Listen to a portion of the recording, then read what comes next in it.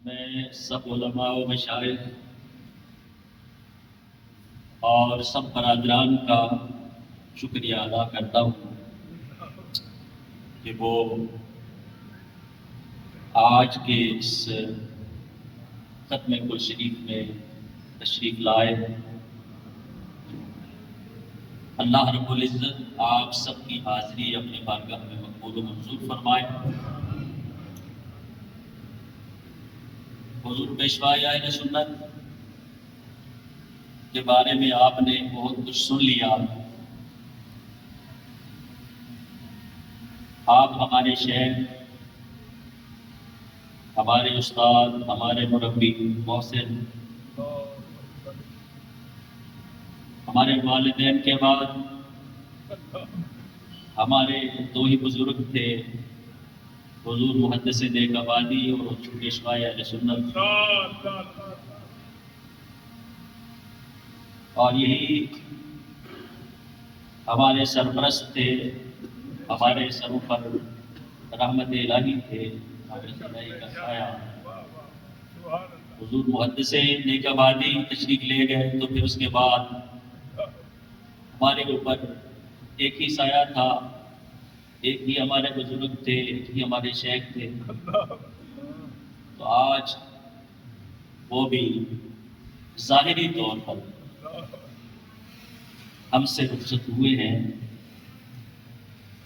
لیکن یاد رکھیں انشاءاللہ العزیز تا قیامت ان کا سایہ ہمارے اوپر رہے گا انشاءاللہ۔ اللہ رب العزت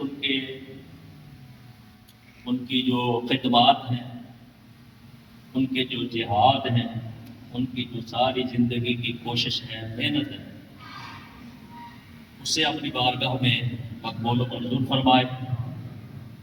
ہم سب احباب کو اور بالخصوص